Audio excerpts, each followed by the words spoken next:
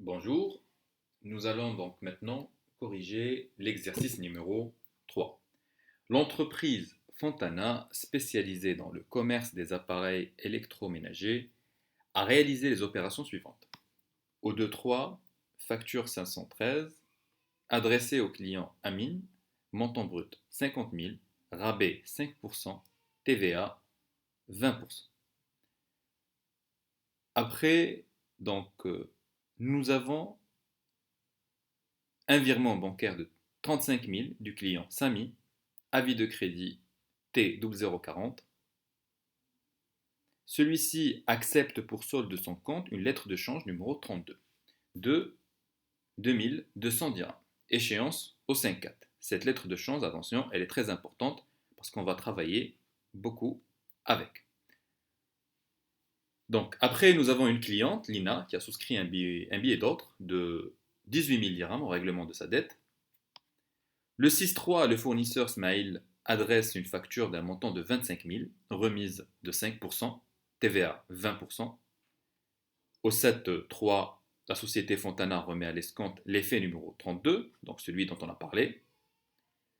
Réception d'un bordereau d'escompte correspondant à la remise du 7-3, donc celle-là. Taux 10%, nous avons une commission, donc nous allons traiter ici la commission. Et puis, remise à l'encaissement de la lettre de change numéro 15 d'une valeur nominale. Donc, on parle de cette lettre de change de 18 000, d'accord, souscrite en date du 5-3. Par la suite, nous avons un fournisseur qui nous a accordé une ristourne de 15 000 dirhams hors taxe sur l'ensemble des opérations du mois de février. Donc, facture, ici, c'est un avoir. Au 17-3, réception d'un bordereau d'encaissement correspondant à la remise du 13-3, commission de 100 dirhams et TVA de 10%. Au 26-3, Samy donc avertit la société qu'il ne pourra pas payer l'effet numéro 32, celui dont on a parlé, et donc on va le changer. L'échéance prévue du premier était le 5-4, donc il demande de prolonger au 34. Donc Fontana, ne pouvant récupérer l'effet à sa banque, lui a escompté, donc avance à M. Samy les fonds nécessaires en règlement et tire pour se couvrir une nouvelle dette de change numéro 33 à échéance du 34 d'un nominal de la précédente, mais ici nous allons avoir une majoration des intérêts de retard à 9%. Donc l'intérêt de retard entre le premier 32 et le numéro 33. Donc au 34. Au rappel, le premier, si vous lisez un peu ici, vous allez voir que il devait arriver à échéance le 5-4. Et maintenant, on est au 34, soit 25 jours de retard qui seront pénalisés. Donc, 1, l'intérêt de retard, il est de 9%, et 2, les frais postaux de 40 dirhams et les frais ou timbre fiscal de 20 dirhams viendront s'ajouter à cette opération. Alors, au 33, vous avez l'acceptation de cette lettre de change numéro 33, la nouvelle, et au 5-4, l'échéance de l'effet numéro 32 qui est remis à l'escompte au 7-3. Donc, arrivé à échéance. D'accord. Alors, ici, on va commencer avec la première écriture, donc celle du 2-3. Donc, nous avons un client Amine, un montant brut de 50 000, rabais de 5%, donc on fait le calcul ici. Donc, 5% par rapport à 50 000, 2500. Le net commercial, 50 000 moins les 2500, 47 500. TVA, 20% par rapport aux 47 500, 47 500 fois 0,2. Donc pour un net à payer TTC de 57 000. Donc voilà ce que j'étais en train d'expliquer. Donc montant brut 50 000, rabais 2500, 47 500, 9 500 de TVA et enfin un net à payer de 57 000 dirhams. D'accord. Donc, ici, nous allons avoir donc une première écriture avec client d'un côté et de l'autre côté, donc vente de marchandises et état TVA facturé.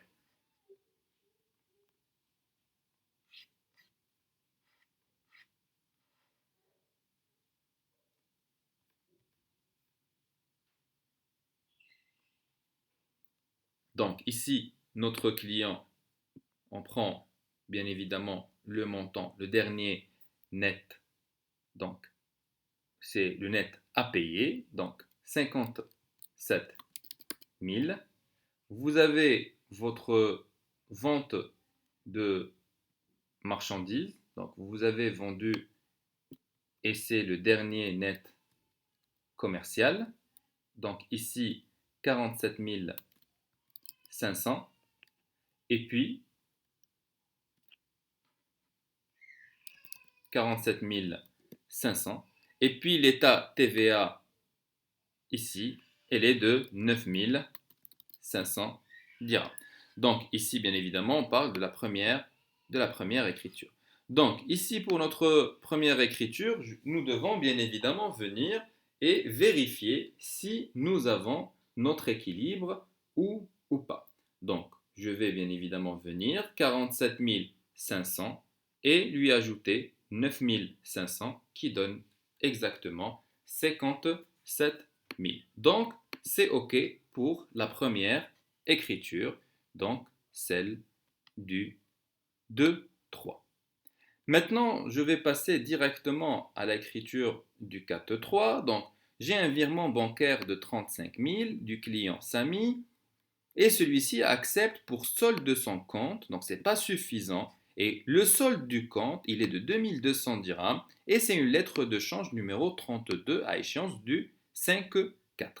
Alors, ici donc, nous allons comptabiliser déjà notre premier élément, c'est-à-dire virement bancaire du client. Donc, j'ai reçu 35 000 en banque contre un crédit de 35 000 clients.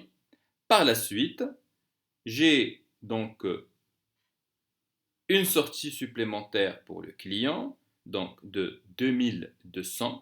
D'accord? Donc, on ne doit plus au client les 2200 parce que c'est devenu quoi? C'est devenu un client effet à recevoir 34,25 pour le montant de 2200 dirhams. Donc, j'ai deux écritures pour le 4-3 que l'on va essayer de détailler. Donc, la première écriture, la voilà. Donc, banque 35 000, la rentrée d'argent dont on a parlé. Et contrepartie de ces 35 000, c'est client 35 000. Et donc, on est en train de solder ce compte client. Maintenant, donc, le reliquat, donc, on va enregistrer encore une fois une diminution de cette créance client Samy. Et donc, une fois accepté, la lettre de change numéro 32, donc client 2200, je n'ai plus cette valeur pour le client. Et donc, en l'occurrence, j'ai un client effet à recevoir. Donc maintenant, j'ai terminé avec cette deuxième opération. Je vais passer à l'opération du 5-3. Alors, pour l'opération du 5-3, nous avons une cliente, Lina, qui a souscrit un billet à ordre. Voilà, le 5-3. Alors, de 18 000 dirhams en règlement de sa dette. Pour le 5-3, donc, il y a une souscription. Donc, souscription implique, bien sûr, le fait qu'on ne doit plus rien à la cliente, mais nous avons un client effet à recevoir. Donc, contrepassation de client Lina avec l'écriture 3425 client est fait à recevoir. Donc, pour le 5.3, donc, client Lina 18 000 et de l'autre côté, client est fait à recevoir 18 000. Donc, autrement dit, je ne dois pas de l'argent à la cliente. Maintenant, la cliente, le compte client est soldé si au départ c'était un compte mouvementé à 18 000 dirhams. En revanche, ce que j'ai une constatation client est fait à recevoir 18 000 dirhams. Donc, maintenant, nous allons nous attaquer à l'opération suivante. Donc, nous avons un fournisseur, donc fournisseur Ismaël, qui adresse une facture, numéro 1312. Alors ici, donc, nous avons un montant brut de 25 000. Nous avons une remise de 5% et puis une TVA à 20%. Donc, vous avez compris, il convient de dresser cette facture pour savoir combien nous avons ici pour notre net à payer et pour pouvoir comptabiliser tout ça. Donc, montant brut 25 000. La remise, elle est de 5%. Un net commercial de 23 750. TVA à 20% et net à payer. Donc, net commercial plus la TVA 28 500. D'accord. Alors, à ce niveau-là, donc vous l'avez compris, nous devons faire l'enregistrement comptable. Donc, il s'agit ici d'un fournisseur, donc 4411 crédité au montant du net à payer, 28 500. Donc, de l'autre côté, c'est-à-dire du côté du débit, qu'est-ce que je dois avoir? Il s'agit d'une opération avec le fournisseur et donc nous avons acheté. Nous achetons à notre fournisseur et nous vendons à nos clients. Donc, achat de marchandises 6111, le dernier net commercial 23 750. L'opération a appelé la TVA, c'est une TVA récupérable sur charge 34 552 et ta TVA récupérable sur charge et le montant il est de 4 750. Donc nous allons l'enregistrer comme suit. Donc au 6.3, achat de marchandises, donc on a dit dernier net commercial, et ta TVA récupérable sur charge, et là nous avons notre net financier. Ok, donc maintenant nous avons terminé avec l'opération du 6.3, nous allons nous attaquer à l'opération du 7 mars. Alors, la société Fontana remet à l'escompte notre effet numéro 32. Alors, il y a une remise à l'escompte. Pour l'instant, rien ne s'est passé et donc, en l'occurrence, aucune écriture. Maintenant, nous allons partir à l'écriture ou bien à la date du 11 mars. Alors, pour le 11 mars, qu'est-ce qui s'est passé? Ici, il faut faire très attention. Pourquoi? On va le comprendre. Alors, réception du bordereau d'escompte, donc là c'est bon, correspondant à la remise qu'on avait faite. Donc ici, rien n'a été fait. La réception du bordereau d'escompte, là je vais enregistrer. Ok. Taux 10%, commission 20 dirhams hors taxe et TVA sur cette commission, bien évidemment, elle est de 10%. Mais 10% et tout ça par rapport à quoi? Donc, nous avons porté à l'escompte notre effet numéro 32. Alors on va voir qu'est-ce qu'il y a par rapport à cet effet numéro 32. Donc, nous avions accepté donc une lettre de change de 1200 à échéance du 5-4. Alors, nous sommes dans quelle date? Nous sommes ici au 13-3.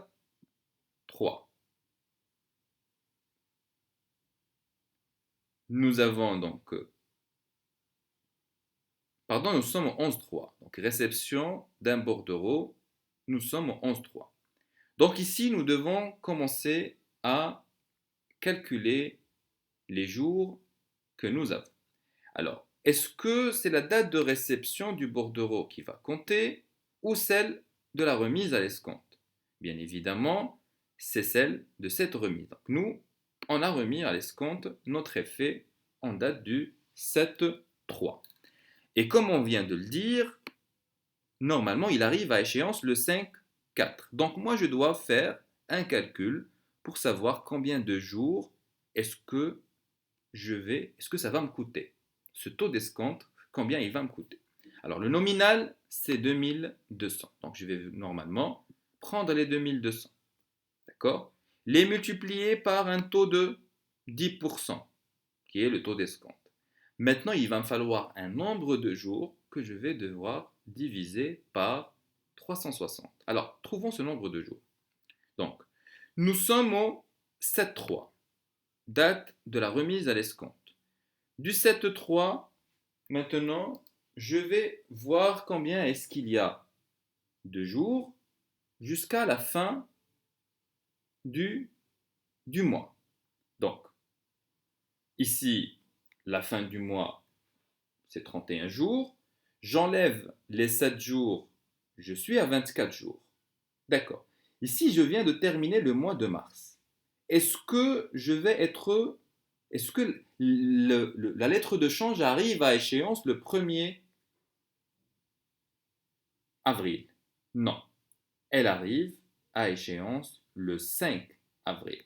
Donc, je viens de calculer 24 jours du 7 au 31 mars et j'ajoute les 5 jours suivants. J'ajoute les 5 jours pour arriver à la date d'échéance. Donc, je suis arrivé à 29 jours. Ça veut dire quoi? Ça veut dire que je vais prendre pour calculer maintenant mon taux d'escompte.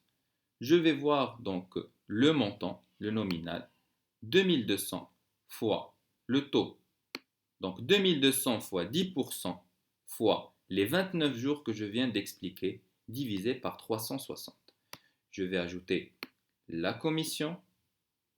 Je vais calculer un montant total des agios. Donc le taux d'escompte plus la commission, donc c'est les agios d'une façon totale. Je calculerai les 10% sur l'ensemble de ces agios, donc 10% par rapport à l'agio total que je viens de calculer. Et cet agio-là, je vais venir et le diminuer du montant que je vais percevoir. Donc 2200, n'est-ce pas, moins l'agio TTC que je vais calculer.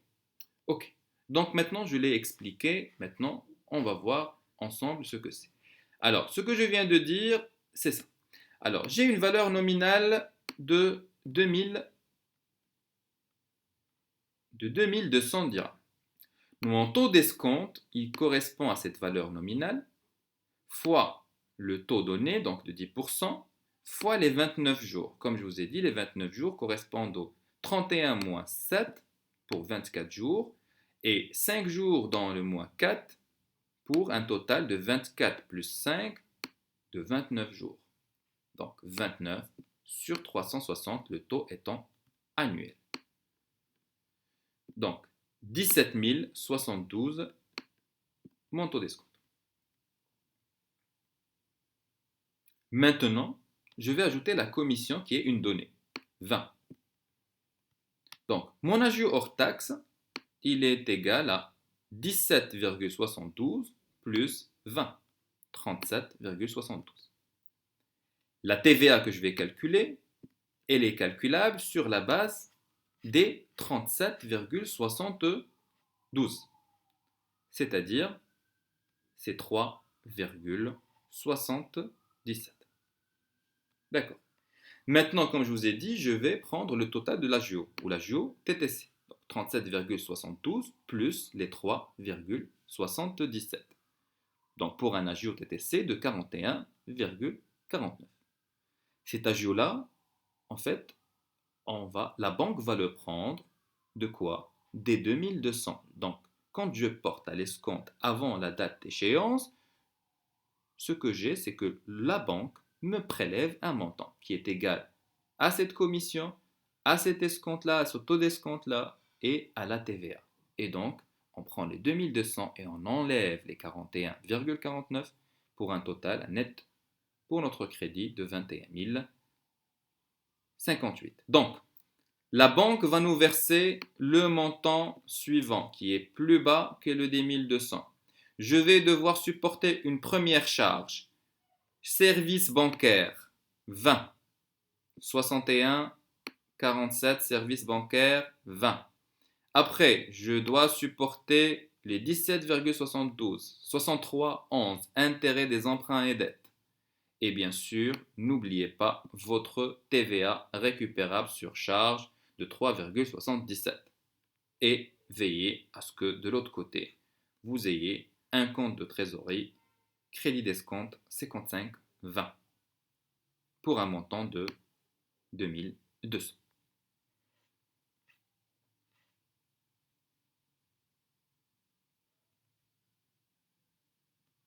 Alors,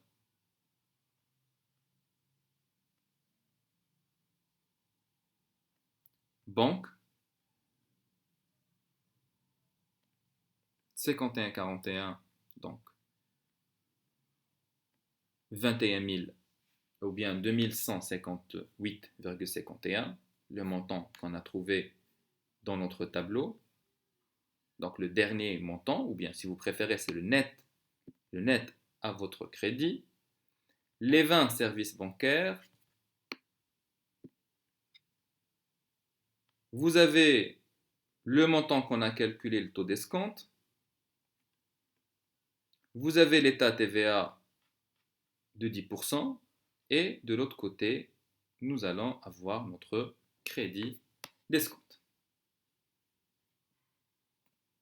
Alors, on va passer maintenant à l'écriture suivante, celle du 12 ou du 13 plutôt. Alors, remise à l'encaissement de la lettre de change numéro 15. Donc, on parle de celle-là, souscrite par la cliente Lina. Donc, au 13. Et donc, ici, il faut voir l'écriture qu'on avait déjà enregistrée au 5. Donc, pour rappel, au 5, c'était client effet à recevoir contre une passation donc contre les clients. Maintenant, arrivé à échéance, donc je vais voir ce qui va se passer. Donc maintenant, client effet à recevoir n'existe plus. Donc ce que je vais avoir, c'est plutôt client effet, ou bien effet plutôt à encaisser ou à l'encaissement 51,13. D'accord? Donc là, nous avons touché l'argent. Donc il y a un compte de trésorerie qui va venir entrer en jeu. Donc au 13, 3, client effet à recevoir, il est contrepassé. Pour rappel, le voilà, client effet à recevoir. Donc, on va annuler ce compte et constater effet à encaisser ou à l'encaissement 51,13 du même montant. Alors, maintenant, on va passer à l'écriture du 15 mars. Le fournisseur nous accorde une ristourne de 15 000 et les 15 000 en question, c'est une ristourne en hors taxe, bien sûr, sur l'ensemble des opérations du mois de février. Alors ici, la ristourne supplémentaire, rabais, remise, ristourne, étant donné qu'il s'agit d'une facture d'avoir, nous allons devoir mouvementer les comptes y afférents. Donc, premièrement, nous allons devoir donc voir quel est le montant exact. Donc 15%, 3 000, ça ne nous appartient pas. Donc l'état TVA doit être extourné. Et le net à notre crédit qui est de 18 000 dirhams. Donc pour le 15, comme je viens de vous dire, étant donné qu'il s'agit d'une facture d'avoir, donc je vais avoir les RRR obtenus sur achat, 61,19. De l'autre côté, donc, pour mon fournisseur, donc le fournisseur est extourné, 18 000. Et état TVA récupérable sur charge, pareil, passera de l'autre côté. D'accord. Donc ici, vous l'avez vu, donc nous avons une ristourne supplémentaire sur des opérations que vous avez. Donc, nous avons obtenu des remises, rabais et ristournes sur achat, donc qui va venir ici être crédité. Donc, maintenant, nous allons passer à l'écriture du 17. Alors, pour l'écriture du 17, encore une fois, on va encore parler de cette opération, celle de l'effet à encaisser ou à l'encaissement qui va être frappé par une commission de 100 dirhams hors taxe, TVA sur cette commission de 10 dirhams, de 10%. Alors, une commission normalement est censée être payée à la banque et donc va diminuer le montant que vous allez toucher. Ça veut dire que si notre effet il est de 18 000 dirhams, ce que je vais toucher, c'est 18 000 moins la commission de 100 dirhams. Et pour cette commission de 100 dirhams, j'ai aussi une TVA sur 100 dirhams qui est de 10%. 10% de 100 qui est égal à 10. Donc sans transition, je passe directement à cette écriture-là. Donc banque, c'est le reliquat. Donc j'allais toucher 18 000. J'ai une charge service bancaire de 100. J'ai une TVA récup sur charge sur 100 dirhams qui est de 10 dirhams. Et donc, la différence entre les deux, donc ce que je vais avoir moi dans mon compte bancaire, c'est 178, ou plutôt des 17 890. D'accord. Donc maintenant, on va passer à l'écriture du 26.3. Et donc là, je suis toujours dans cette opération où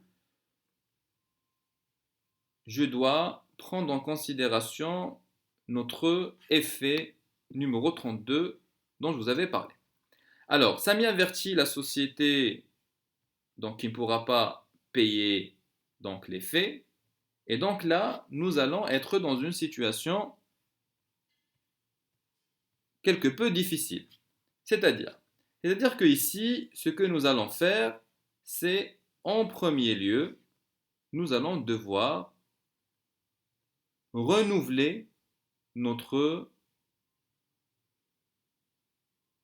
effet numéro 32. Nous allons le renouveler, c'est-à-dire que nous allons l'annuler, puis nous allons souscrire à notre effet numéro 33. D'accord. Alors, commençons déjà par ça. Donc, il demande de proroger, donc prolonger si vous préférez, et donc ne pouvons pas récupérer les fonds, vous allez avoir une nouvelle lettre de change numéro 32. Bien sûr, la dernière va être contrepassée, c'est-à-dire on va avoir l'écriture contraire pour l'annuler. Donc on est arrivé à ce niveau-là.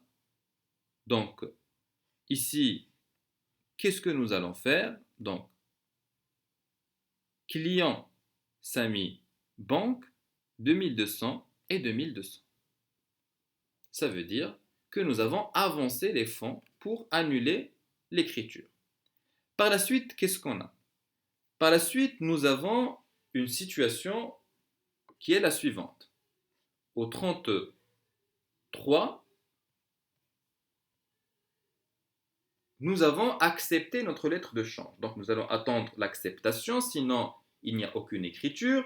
Et on va essayer d'appliquer tout ce qu'on a vu dans l'énoncé. C'est-à-dire les pénalités de retard dont j'ai parlé au début donc, de cette séance.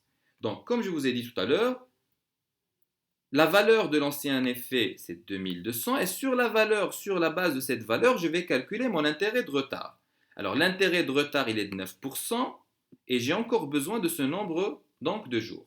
Alors, je vous avais dit tout à l'heure que pour ce nombre de jours, ce qui s'est passé, c'est que l'échéance, elle est devenue du 34, alors qu'au départ, elle était du 5,4.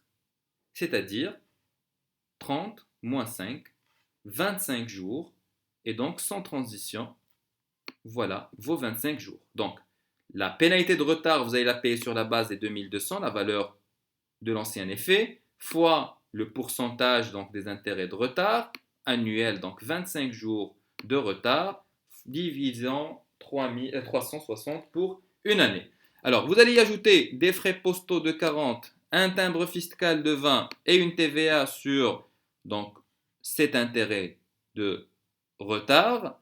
Et donc, vous êtes arrivé à la valeur du nouvel effet. Donc, la majoration va se faire, donc 2200 plus 40 plus 20 et plus, bien sûr, votre TVA, sans oublier votre intérêt de retard que vous avez payé. Donc, qu'est-ce que je vais avoir ici comme écriture? Donc, je reviens rapidement. Donc, ici, je vais avoir un nouveau client effet à recevoir avec le montant total. D'accord? Parce que c'est un nouvel effet. Donc, nouvel effet, la valeur de ce nouvel effet, elle est de 2276. De l'autre côté, donc, je vais annuler le client comme on a eu l'habitude de le faire. Client 2200 plus la pénalité 13 075 qui est, d'accord, que vous allez devoir enlever. Donc, c'est des intérêts et produits assimilés. Plus les 40 qui sont des frais postaux de timbre. Plus les timbres fiscaux, impôts, taxes et droits assimilés. Et enfin, 2,75 qui est une TVA que vous avez facturée. Bien sûr, ici l'intérêt, puisque c'est vous qui allez le percevoir, donc c'est un produit. 73,81. Pardon. Alors, opération au 30, donc comme je viens de le dire, effet à recevoir, 2276. Client 2200. Les impôts, donc comme je vous ai dit, ça devient un produit. Et de l'autre côté, donc vous avez les impôts, les frais et l'État. Bien sûr, à la date d'escompte, c'est-à-dire au 5-4, ben, vous avez un crédit d'escompte de 2200 contre la contrepassation de votre client effet à recevoir à hauteur de 2200.